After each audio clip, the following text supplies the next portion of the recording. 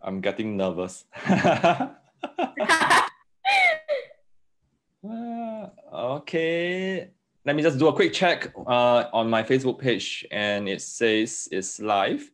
Yay, it's live. Hello parents, thanks so much for being here. And this is Coach John from Learning Out of the Box. And today I have two very special guests all over from the other side of the world, Jennifer and Jelena. Hello, ladies. Hello. Hello. And today you can see that I'm also getting quite tense up because these two person are someone who I look up to, and they are also educators in their own rights who have been helping children for over 20 years. Yeah, so I have so much to learn from you, and probably can share with us some backstory of how you end up into this helping profession for over 20 years. I can't believe it. Wow. I'm only half your journey. Okay, Jennifer, would you want to start first? Sure. Hi, everyone across the world. We don't know where you are, but welcome, join us. So just wanted to give you a little bit of an intro about who we are. My name is Jennifer Levin, and I don't know where next to me on the right or left is Jelena Vilensky, speech and language pathologist. And I'm a special educator and a behavior analyst, and we have been helping kids for, like I said, over 20 years, each one of us. And myself, I've been working as a therapist, one-on-one with students and evaluator, and Jelena has been evaluating her whole life. So we've got plenty of experience for you. And our focus is, our passion came through, I guess, starting off with our own kids who at one point did not speak enough, and we got into the profession for the love of it and wanting to help our own as well as everyone else's. And as we started, it kind of just bolt into years passed by, and here we are creating a company all of our own. Its name is Talkaroo Academy. And our passion, of course, as we mentioned, is getting toddlers to talk. And at this point, we have gathered all of our strength into putting everything as much as we can online, because with everything that's going on, we've got to pivot. Things are going on, it's happening. We're all stuck at home, and we need to teach the ones that will bring most success, and that would be the parent themselves. So our focus is teaching the moms directly to be able to focus on their own child and spend that important time one-on-one with them, to be able to teach them the necessary skills and teaching them to communicate with our guidance and support. It's very nice. And I caught the parts that you started all this because of your kids. So later I want to hear more about that, because I think many parents actually got into the profession out of love for their kids. Yeah. What about Jelena? What about your backstory on how you end up doing all the good work that you've been doing for the past 20 years? Wow, amazing. Well, interestingly enough, even at 5 years old, I was drawn to little kids, little ones, 2 years old, 3 years old, 4 years old. I would play with them in the backyard. And I lived in Russia, Jennifer as well, up until I was 13. Jennifer, you as well, right? 13 years old when we came here to America.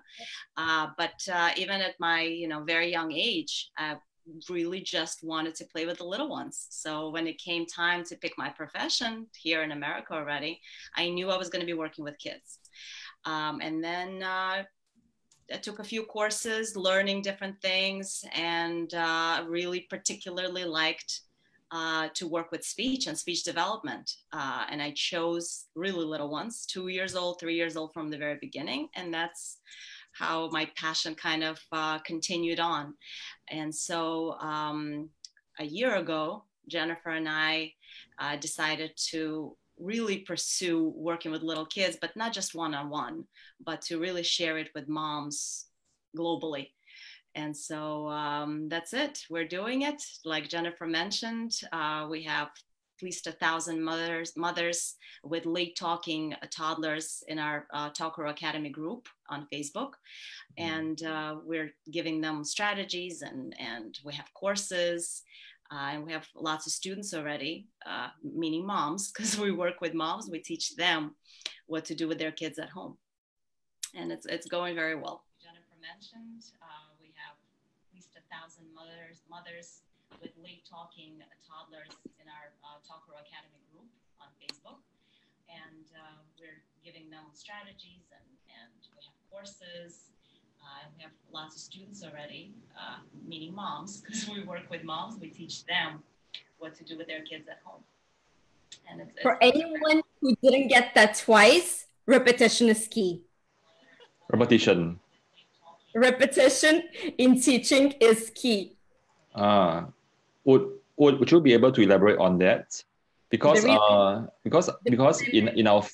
Facebook group, most of the parents actually teach their children math at home, primary school math for kids between 7 to 12 years old. And a lot of times parents are screaming and getting very frustrated and pulling out their hair. Yeah. So what will you say about repetition that can help the parents? Of course. So in our experience, even though our focus primarily has been in teaching toddlers, each one of us has teens. Jelena has 3, I have 2, and they're quite old enough, you know. We've got like 17-year-olds and 19-year-olds and 13 between of us, like all ranges, right? So it's definitely challenging when your child is not able to either understand or listen to you. So incentives a lot of times help. So knowing what your child likes would help you kind of stimulate them to sit down and focus, you know, give your time to something that's difficult, but break it down step by step in order to make it a little bit more easier to digest. And the simpler the terminology that you'll use with your own kids initially, the easier it will be for them to understand it. Being patient, of course, absolutely so important. And if your child does not understand, don't just hold your head and say, that's it, they can't do it. Repeat it, try a different maneuver, try a different way. And if you will keep at it calmly, collectively, patiently, they will respect you for it, and they will try to understand, they will try to come around. So repeat yourself, be patient with them, let them know that you're on their side, and just break it down for them. And of course, if they're trying, reinforce that effort. Wonderful.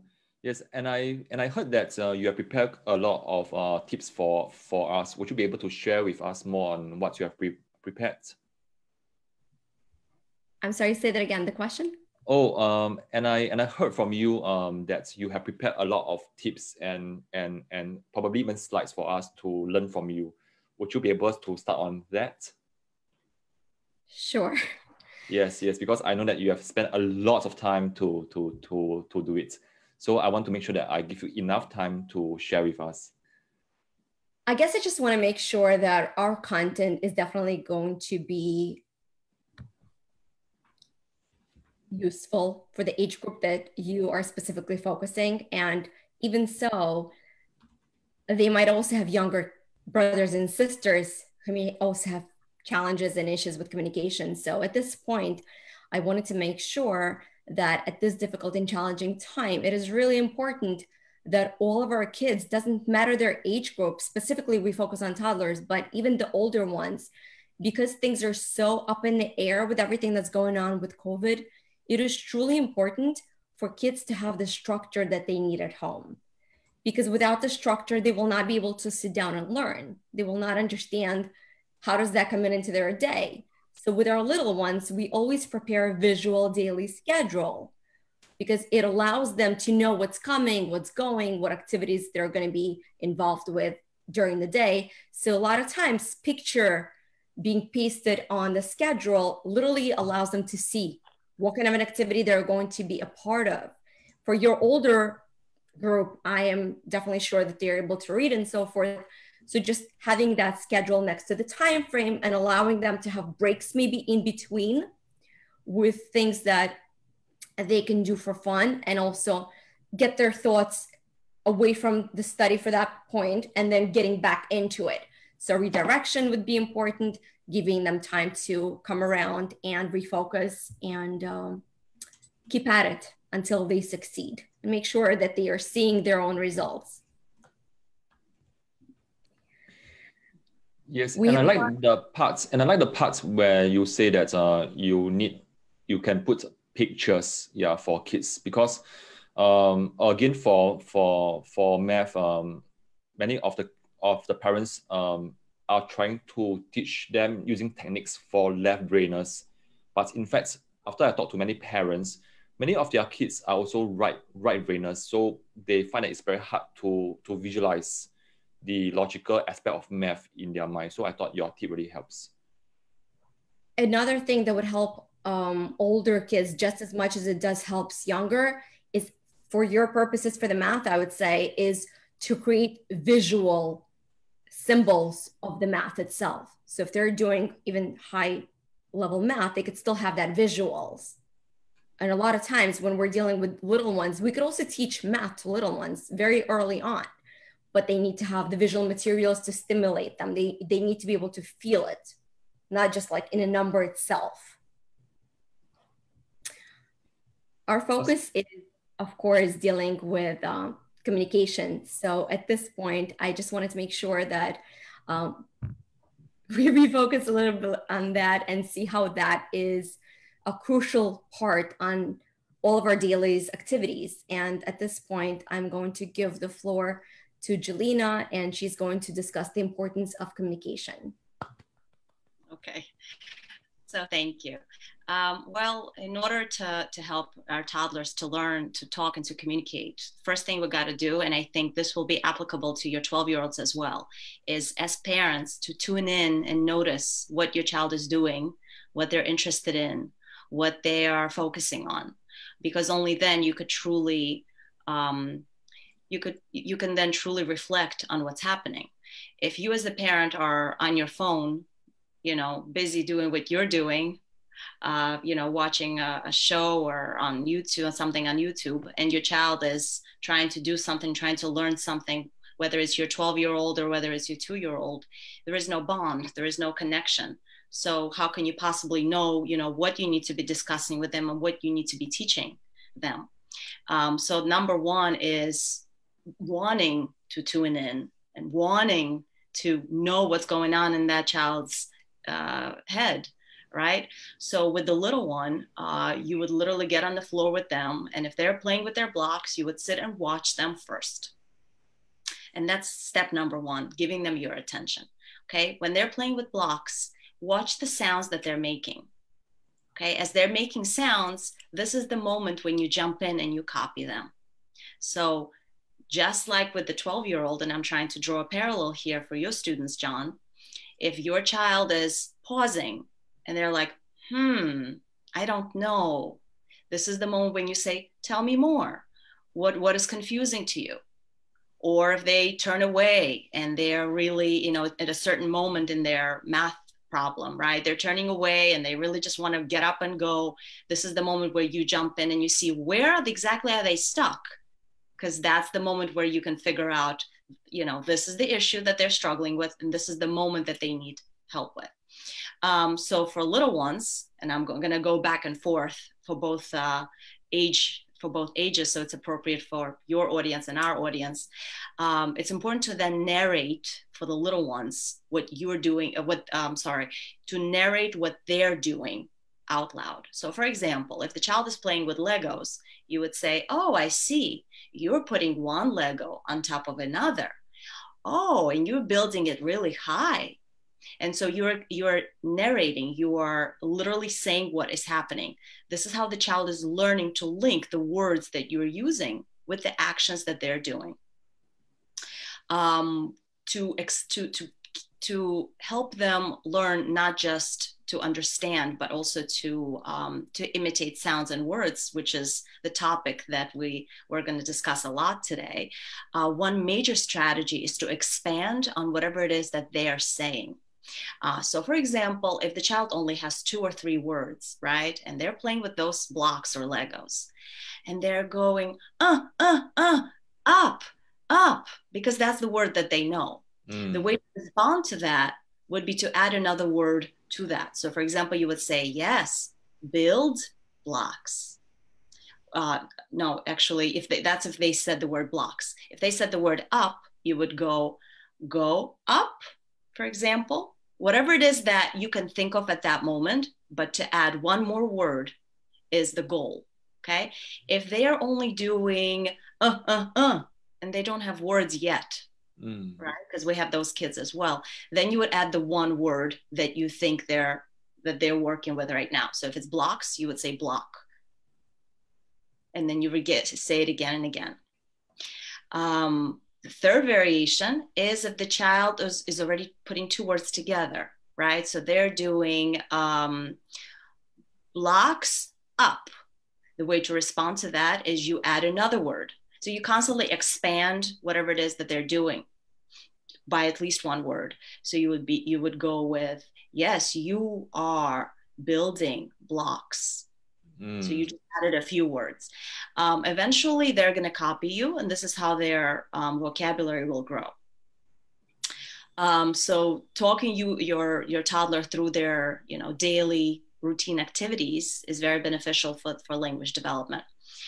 For older ones, just talking to them and responding to them when they're 12 years old, such as your students, whatever it is that they're saying to you, you need to acknowledge that and get back to them, kind of reflect on that. So if they're saying, I'm having a hard time with this problem, mommy, the way to respond to that is not to say, what? Why are you having a problem with it?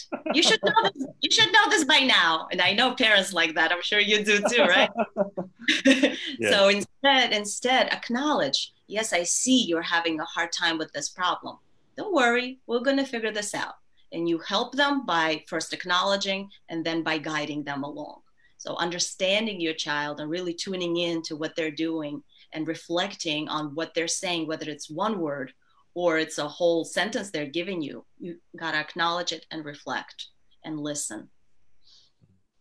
Sounds like the 3 steps is first to acknowledge, then to reflect, and then to listen. Yes. And I have a quick question because and I think that I'm also here as a parent because I have 3 girls and the youngest one is 2.5 years old. Yeah. So my question to you is because there are times that they speak baby language like goo goo gaga and it sounds really cute. So yes. Would you suggest that we repeat the same words like goo goo gaga, or we actually try to make it sound like a proper word so that they can learn? What's your take on it? That's a very good question. And many parents ask that. I would not respond with goo goo gaga unless they're 4 months old. If they're 2.5 years old, right, and they're putting in words here and there along with this gibberish. In fact, can you give me an example of what your child is doing? Is she putting words together with the gibberish? Is it a mix of gibberish and actual words, or is it just gibberish? Okay, now she can say like short words like for example toy car, yeah, and I think that being a Singaporean, we have this special language called Singlish. Okay. With the la and lay and law. it's like word fillers, yeah. So there are times that she may imitate us and she use the word fillers as like us. Yeah. So what's your take on this? Like, do we repeat the words with the word fillers, or do we just say the word like toy car? Yeah. So I'm trying to understand, when she talks, she mixes Singaporean language together with English. Yes. Which yes. You all think, how do you call it again? Singlish? Yes. Okay. And so she also mixes them, and then she also puts her own baby language into this, right? Yes. Okay. That's what I'm trying to say. And you said she's 2, right?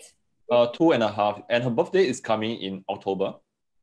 is she at this age, at 2.5, we already expect children to have at least 150 words. So if she, how many words does she have at this point? Approximately, meaningful words in either language. Is it 10 words, 50 words? Probably at least, because now she's able to express herself, and she's able to ask for things like she wants this cup, she'll say, I want this cup. Oh, great. So she could put 4 words together. Probably, if I didn't hear wrongly. Okay. Yeah, she should be using sentences at this point. Yeah. Since she's capable of putting 3 to 4 words together, I definitely would not use gibberish to talk back to her. I would use normal language, just because you need to expand on what she's already doing. So if she's saying, I want this cup, I would respond to that with the same, you acknowledge, oh, you want this cup, and then you would add another word to get some maybe adjectives or pronouns into her vocabulary. So in this example, I want this cup, I would get back to her with, oh, you want this green cup? Here it is. Okay. Or you want this pretty cup? Here it is. So you would be adding whatever it is that she's missing grammatically out of her sentences. Some children are missing action words. They use, I cup, I book. So they're missing, I want, or I read. So this is what you jump in with. So yeah, definitely use actual language to talk to her. It is a bit confusing when moms mix the languages together, but I feel this is what happens in Singapore. This is just, everybody's doing this, right? It's almost like a language of its own, right? Yes. This mix, so nothing you could do. So then you just continue the way you're doing it. Thanks. Just make your languages the way you do, and she will figure it out. She doesn't have a choice. She'll know 3 languages. Sorry? She'll know 3 languages. Yeah. Yeah. English and the combination of the 2. Yeah, correct. And also just to continue a little bit more about, acknowledging how children feel and reflecting on what they're doing. This brings us up to the next topic, which is giving your child words to literally allow them to describe their feelings. And such as when they're sad, when they're happy, when they're angry. So I'd like Jennifer to take over and to discuss this. So a lot of times kids, especially little ones, don't have the language skills that they need. So they will not be able to even describe how they're feeling. It is really, truly important to have them, to give them language. So for instance, if the child is not able to communicate on their own, what you're going to do is give them the skills. So let's say a kid is running and they got hurt and they're just starting to cry. So you would go over to the child and say, you hurt? Are you upset? Is there anything that you need? And then you'll use the emotion that goes with that. So with that, you'll use, are you hurt? Are you sad? Are you angry at someone? Did anyone push you? Okay, so you'll give them the expressed emotion of whichever one that they need at the moment. You could also see if the child is frustrated and it's within their day and they're tired, they don't know the word tired, but you give it to them. You tell them, oh, you're sleepy. You're rubbing your eyes. Are you tired? Instead of having them cry out of desperation and not know how to express themselves, you just add here and there an emotion that you feel that they're feeling at the time, right?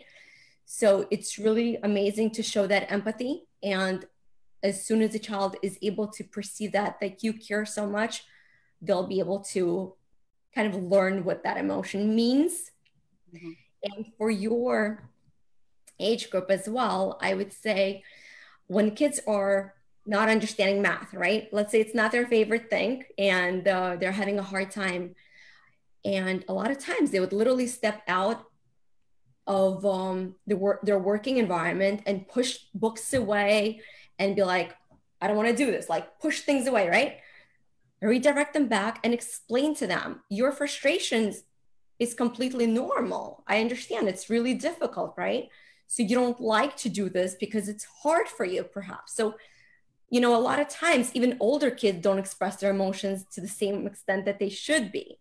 So understanding what they're going through and empathizing and being able to say, okay, let's break this down together, sit down, and I will help you through this, you know, that would certainly help. So there's always a parallel between, doesn't matter of the age group, you should always let the child be able to express their emotion. And if they can't, let them go off for a moment, let them be on their own and kind of decipher for themselves what they're feeling. But if you know exactly, like if you could tell what they're feeling, let them know, okay, I understand. You might be feeling frustrated. This is tough for you. I get it. Math is not always easy or simple. You know, let's make it a little bit easier. Let's make it more fun. So. Yes, and I like this idea.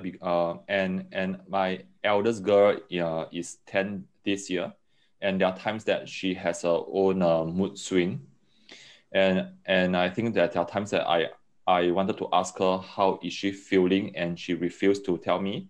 So I got her to draw, like, is it a smiley face or sad face, and depending on the expression that she drew on the face, it somehow gave me a better idea on her emotional states at a point in time. Yeah. So back to younger kids, would you recommend like parents like us getting like picture charts with all the different?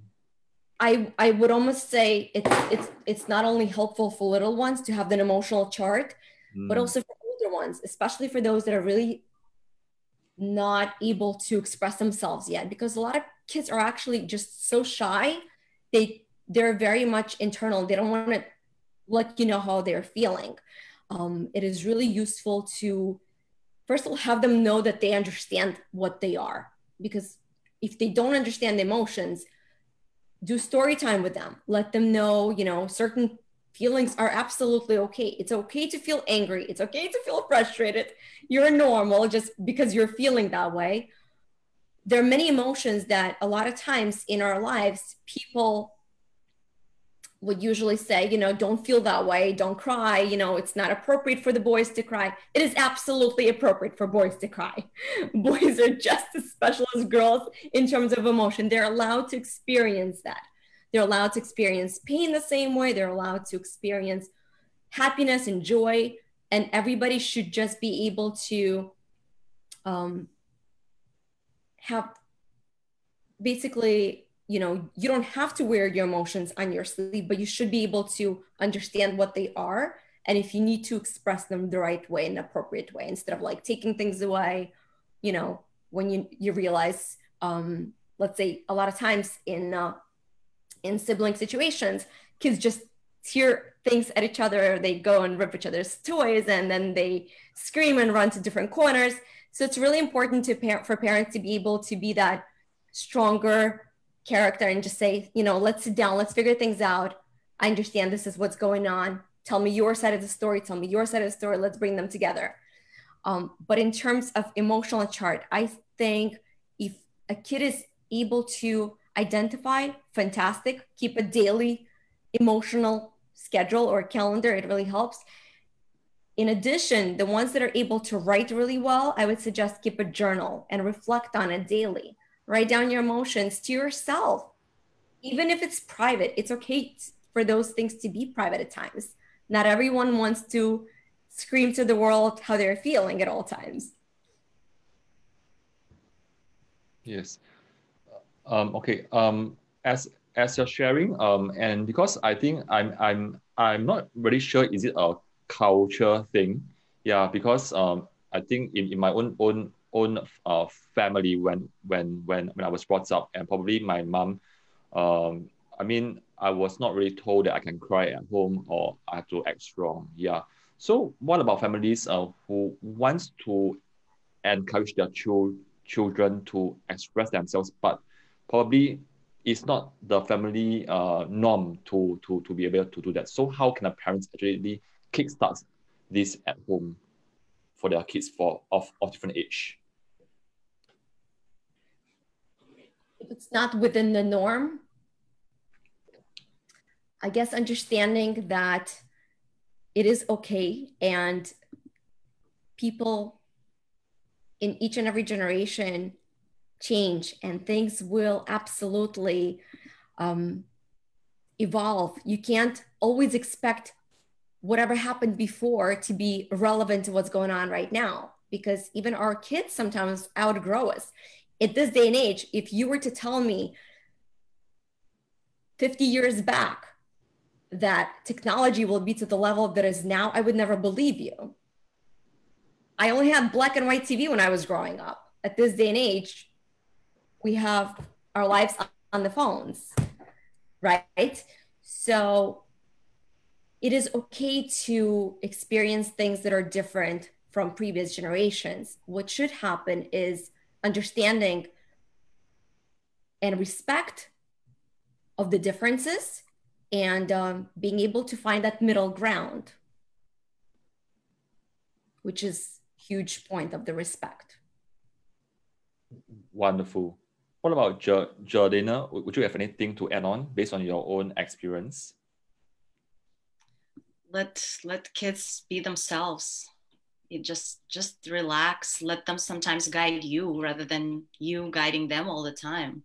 Sometimes they're saying that, and I believe into something called a law of attraction, which is, it's very strong for children specifically, up until I would say the age of 10 for sure. Children know what's best for them naturally, instinctively.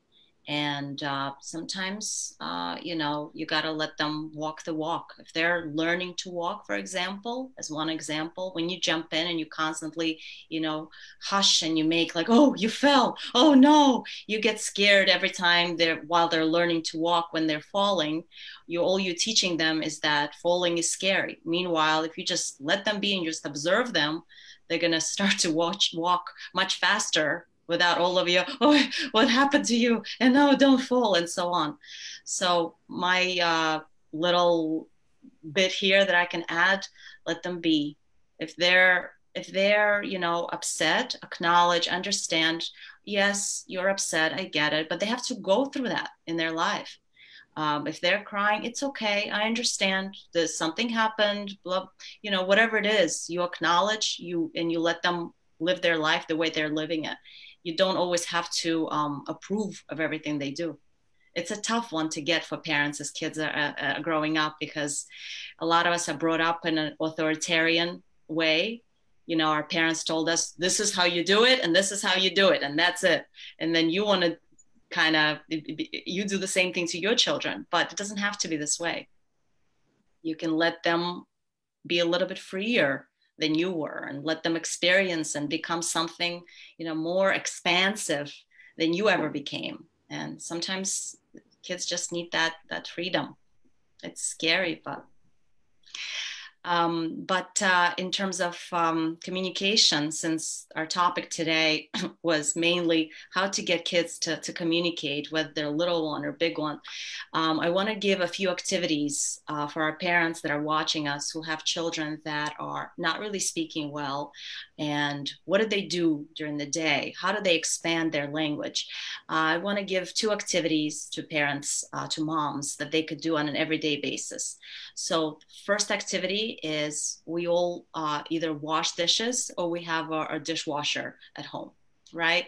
And usually moms will have their children just do their own thing, play or watch TV while they do this particular chore. But instead of doing that, what I might suggest is bringing the child along into this chore with you and using it to teach them language. I'll give you an example. So, for example, you don't have a dishwasher and you want to wash the dishes by hand. So you put a chair in front of the sink. You take your child, you put them on the chair in front of you. You turn on the water and you let their hands go along with your hands into the water. And then you say water. So you're going to introduce one word at a time if they're at a very, very baby level and they're only speaking just a few words. So then at that point, you use one word at a time. So you say water. And then as you wash the plate with them, you put their hand with the sponge on the plate and your hand is guiding their hand. So you're modeling the activity, right? So they're learning to imitate the action, and then you're using one word. So washing, and you repeat it because repetition is key. Washing, washing, and then again, water. And then after the plate is clean, you go, look, clean, clean. And then you pick up the next one and it's dirty. And you say, ooh, dirty, dirty plate. And you wash. And then you again use the word wash. And you can spend 10 minutes or 15 minutes teaching the child all of these new words for them, right? All at the same time, they're experiencing all of these senses are being used. They're touching, they're smelling, they're hearing what you're saying. It's a wonderful activity for them. It's a sensory activity. Plus they're learning all of these new words. As each time you say, for example, you say plate, as they're holding the plate, they're linking the word with the object, right? And if they're at the level of using two words, just like I mentioned before with expansion, if they're saying, mommy, dirty, right? You could say, yes, you see dirty plate. So you add another word. This is how you expand their vocabulary. And if you're using a dishwasher, then you use the same thing, but the activity is different. You don't give them the chair, right? You give them a dirty plate and you ask them, you possibly supervise them to put the plate into the dishwasher, and you're using the same words. Yes, dirty. And you give them the next one, dirty. And then when you remove all of the clean, right, plates and forks, they should be involved as well. You use words like give me and look, clean and take, and so on. So use this activity, involve the child. The second activity is laundry sorting activity. Oh. We all have to do laundry. So same thing, if you're doing it by hand, you involve the child, you help them, you know, splash the water. You teach the words like splash and water and dirty and clean and dry. As you're doing it, you're labeling and you're naming. If you're using the washer and the dryer, you help the child put it in. As you're naming it, you help the child take it out one by one. And then the next activity is actually taking things out of the dryer. At that point, you can sort with the child. So in addition to teaching them the names of clothing items, right, you're teaching them to sort them into different categories. So it's a game. Let's put all the shirts in this basket, all the socks in that basket, all the pants in that basket. Now here's a shirt. Where does it go? So that's how you teach the child to sort. Look how many things you're teaching. You're teaching sorting, you're teaching naming of objects, you're teaching to follow directions, you're increasing their attention span, you're getting them to focus. So this is a wonderful activity for that. You don't need to have any toys in the house, and look how much language you could teach your children. So hope that is useful and you guys use it.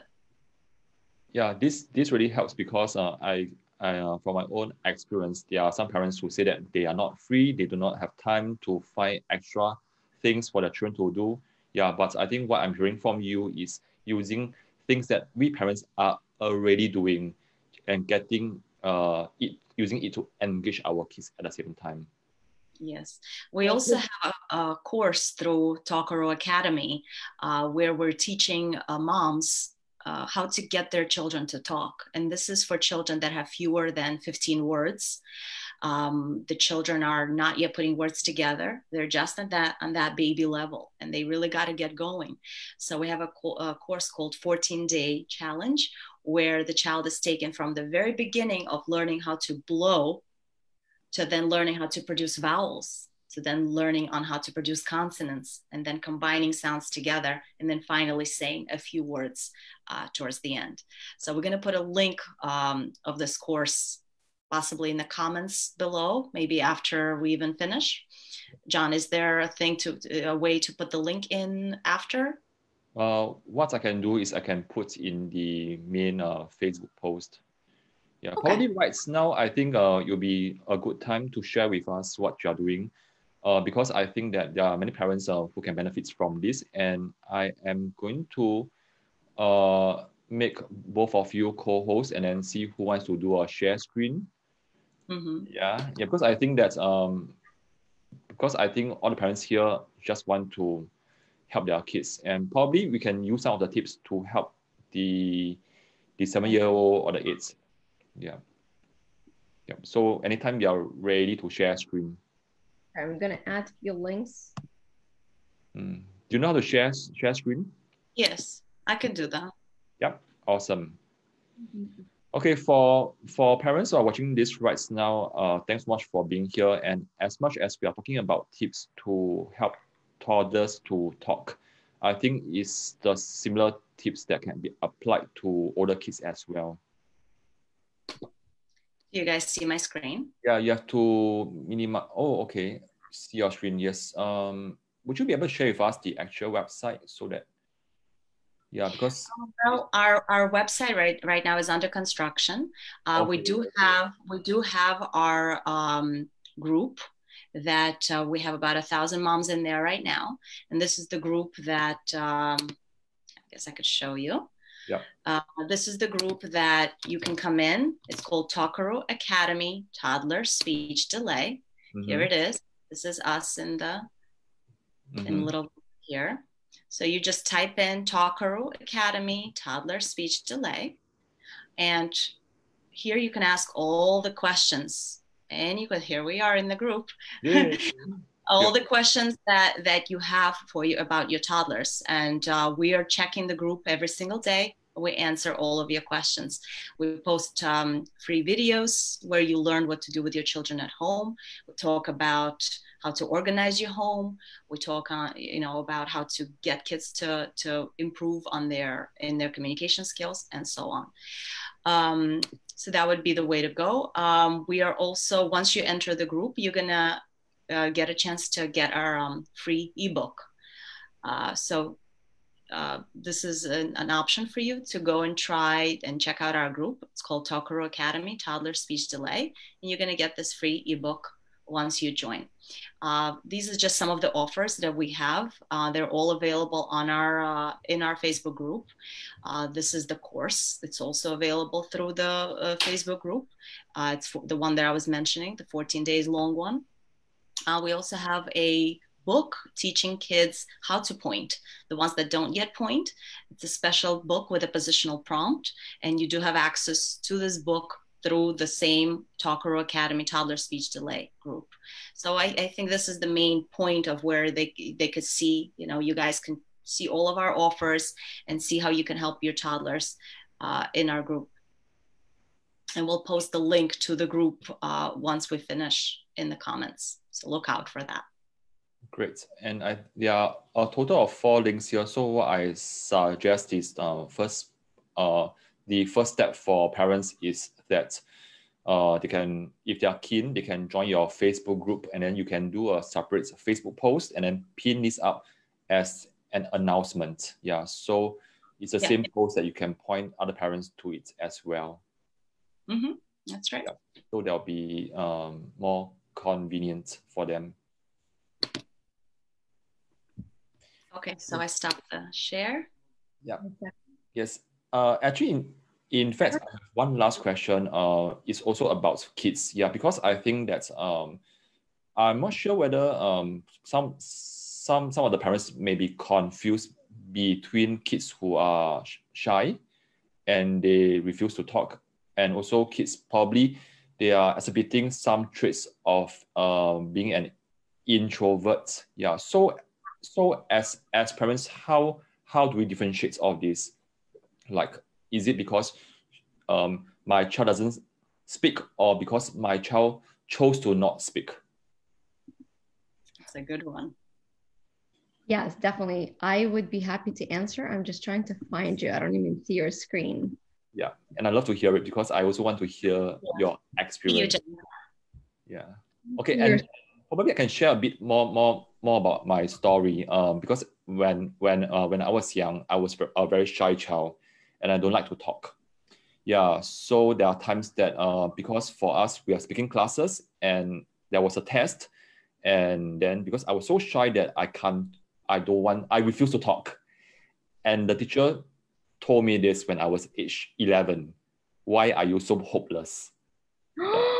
Yeah.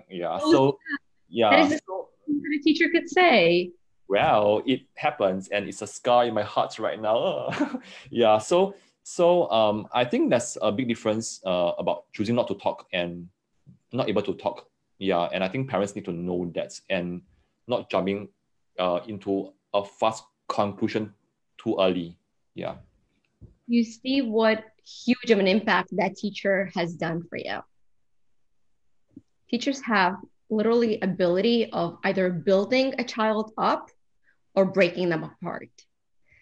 So it is truly important to be able to believe in our kids, know that they're capable of absolutely everything that they set their mind to. All we have to do is be there for them, be supportive, be patient, and let them evolve into the beautiful beings that they're meant to be. Yeah.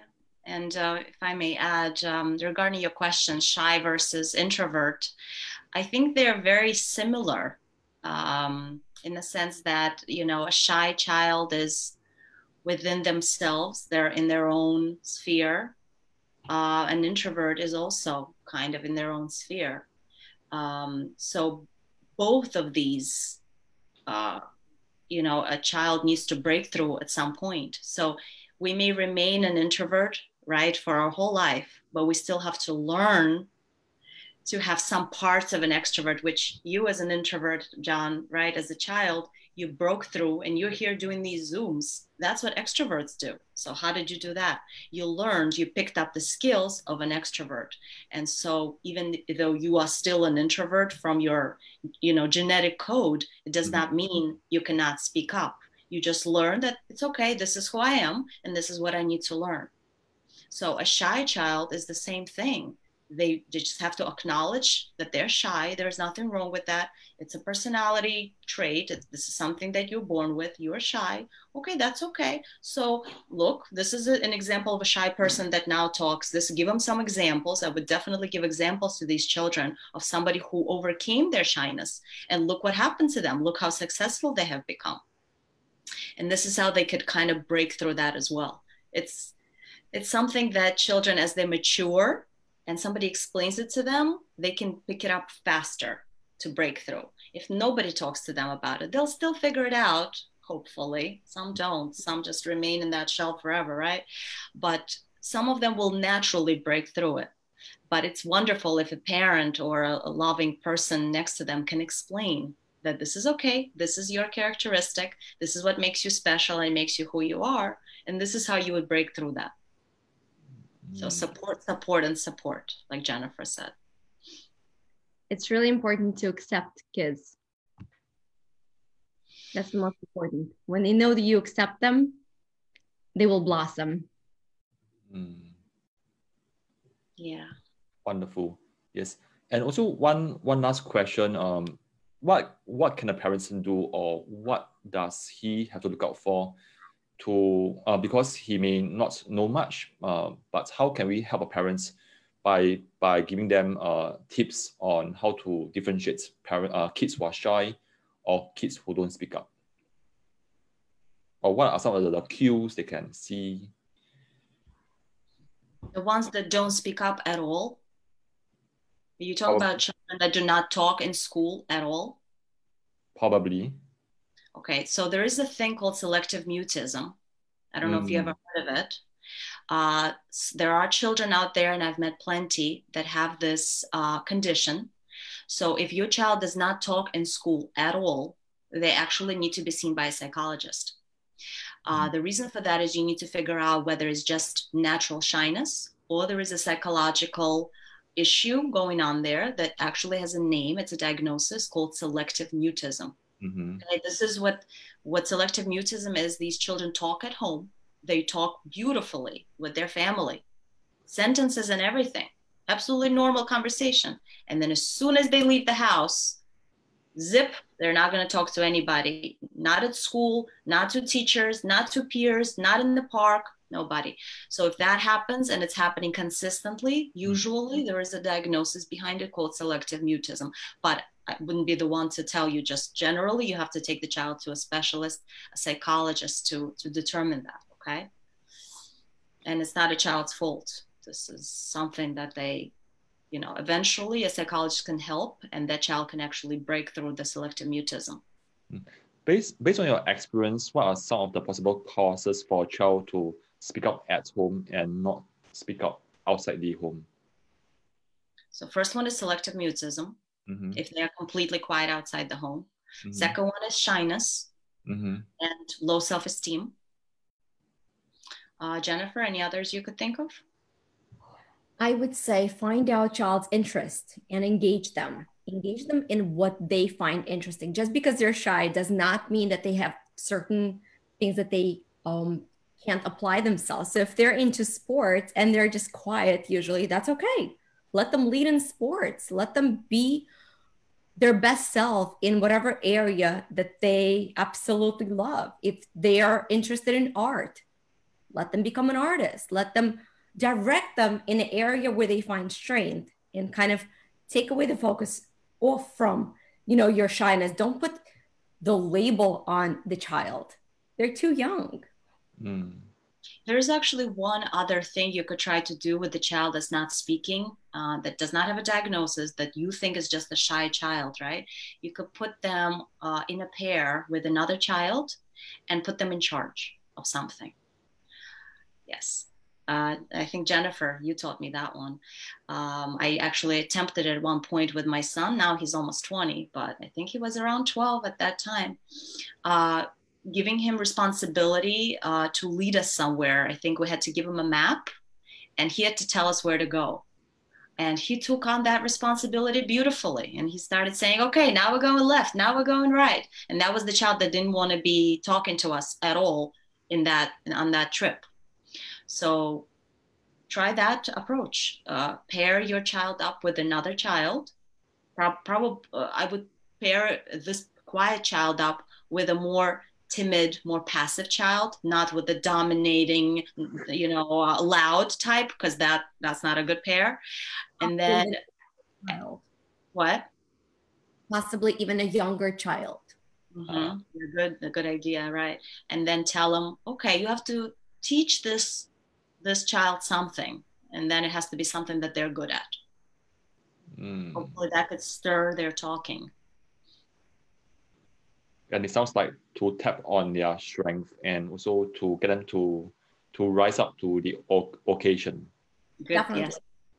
And another good idea, give them choices. The more choices you give them, the more you get them to speak up and choose their own path, whatever it is that they want to do. Yes, and this is applicable. And this is applicable for 12-year-olds and 3-year-olds and 2-year-olds. Giving them choices is a way to get them to speak up. Great. Awesome. Okay, we have come to the last 5 minutes. Is there anything else you want to add on? I think we've pretty covered our ground, right? Anything else that I missed out? Yeah. I'd like to show a book. Yes, please. I love to read books. Oh, wow. Okay, so this is a book that Talker Academy has developed for children that don't yet point. And it has 7 pages, and it's linked with this link like this. And it's very simple. And the child that's not yet talking and not pointing should only have 2 pictures per page, because otherwise it gets too confusing for them. And it has a very particular hole, if you see it. Okay, maybe I expand the view. Okay, it's because view. Okay, can you do it again? Yes, it has a hole. It has a hole in the target picture. And the goal when you open each page is to ask the child, so in this particular example, where are the shoes? Right? So the child has a 50-50 chance of getting it right. And plus an additional reinforcement of this interesting hole that they usually just go and check out. What is that hole over there? And that's actually the correct answer, always. So when they go there, you say, yes, shoes. And guess what happens? They're learning to link the word with the picture. When you say the word as you're pointing to the picture, the child makes that association. So in this example, right, same thing, hole, and you ask, where is the truck? So typically books don't have this positional prompt. This is something that Talker Academy has developed, and this book is actually sold on Amazon right now. So we're very proud of this accomplishment of Talker Academy to have this book. And we're gonna put the link Well, actually, when you get to our group that we discussed, Talker Academy, Toddler Speech Delay, we do have a link to this book over there. This book is sold on Amazon. So I just wanted to share our great product with you guys. Will this be able to be shipped to Singapore? That's a very good question. We have to find out. We have to get back to you on that. Possibly. I don't know. Yes. But the ebook for sure. Right. If not, then we'll send them the ebook, electronic book. Great. Yes. Anything else you want to add on? So, whoever is in my last question. I have two more last questions. Go for it. Okay, I think it's more to wrap up. Yeah. Now, okay, because for the past 1 hour you have shared so many tips. Yeah. So what would be the best takeaway for parents who wants to use it right now? What will be the one tip that parents can use right now by tonight? So my tip would be listen to your children. Cue into what's happening in their heads. That's, I think, the biggest sum up. Because if you're not listening, if you're not there with them and you're on your phone and you're chilling and you're talking to your girlfriends or you're watching something on YouTube, as most of us are constantly on our phones, we're losing our children. Literally losing them. They're doing their own thing, whether they're 2, whether they're 12 or whatever it is. So listen and be there as much as you can. Just, if it's so hard for you, dedicate time on your calendar, in your phone. Okay, I'm going to spend 1 hour a day with my child, or I will spend 4 15-minute intervals with my child today. That would be the biggest thing. Thanks so much, Jelena. What about Jennifer? I would say find out more of your child's interests, get to know them. This is your perfect time and opportunity to literally sit down with your child and find out what's in their head. Get to know them better. Try to understand what is it they're interested in. Find out how you can join them on their activity. The more you know about their world, the more you'll be able to have a say in it. Great. Anything else to add on, Jennifer? Another thing, let the child lead. In my experience, kids that have taken initiative and started leading early on as youngsters are able to become confident adults later on in life. I can add one more thing, especially for 12-year-olds, since this is your audience. At 12 years old, children are becoming more and more independent. Mm-hmm. And this is the time, especially 13 to 15, 13 to 16, when all the fights start, because parents still want to just tell them what to do. Go brush your teeth, go do this, go do that, right? And this is the age when children want to become more independent and they want to do their own thing. So we are supposed to transition as parents from authoritarian, teacher to more being a coach. For example, imagining that a child is, playing soccer. So what do coaches do? They tell them ahead of time, what's the plan for the game, right? Then they let the child go and they play their game. They don't get involved. And then the child comes back and then you discuss what went right, what went wrong, what do you think, how it went? So this is how we should be dealing with children above 12. We guide them ahead of time. We discuss, and then we'll let them go. They have their day, however they're going to have it, even if it's next to us, but we don't get involved. And then we discuss, so what do you think? How did it go? And you just listen. You don't judge right away. You just listen. And you allow them to learn their own mistakes with your guidance. Wonderful. Yes, yeah. And that's a nice way to wrap up the session. Yes, I still have one last question. Okay. Yeah. Go ahead. Okay, all right. Okay. Okay, because in our Facebook group, we are parents who teach their children math, and in fact, in Singapore, all the 12-year-olds have to take a big exam in school called PSLE. Yeah. So right now, they are probably feeling the anxiety. Yeah. So I always ask my guests, so right now, because you know so much stuff and you have so many tips, what will you tell yourself if you meet the 12-year-old you? What will be the advice that you share with your 12-year-old you? Mm. Yeah. There's no wrong or right. Yeah. Specifically in preparation for the test, or just in general, what advice we would give to anything that you want to anything that comes to you. Yeah, anything that comes to you. Okay, I mean, I would say enjoy life is number one. You got to enjoy life. You can't just study, study, study. And I know in Singapore, it's a big deal to study, you know, morning till night. Yeah. But then where's your childhood?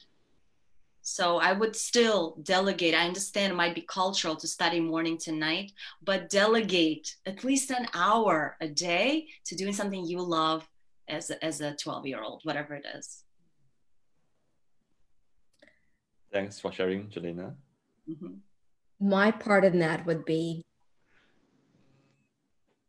even though you see this test as a big challenge potentially, right? Because things, you know, specifically studying for the test is never just easy and fun, right? So definitely try to make it fun if you can, but also believe in yourself. As a 12-year-old, if I can go back in time and tell myself the most important thing at that age, besides, of course, having fun, it would be to believe in my own abilities, knowing that you've got it. You will get it done. If you need to, make it simple, have fun along the route. You have the support of your parents. Everyone's rooting for you. You've got this. Don't give up. That's a good one. Yes, don't give up. Thanks so much for your time, and thanks for the past 1 hour of sharing. And personally, as a dad, I've learned a lot to work with my youngest one. Yeah. So don't go off first. I will stop the Facebook Live, and then we'll just do a quick catch up. Yeah. Okay. Sounds good. Thank you for listening, everybody. Take care. Thank you. Bye. Take care, and good night to you. And in Singapore, it's good morning. Okay. That's Bye, right. parents. See you again later. Yeah.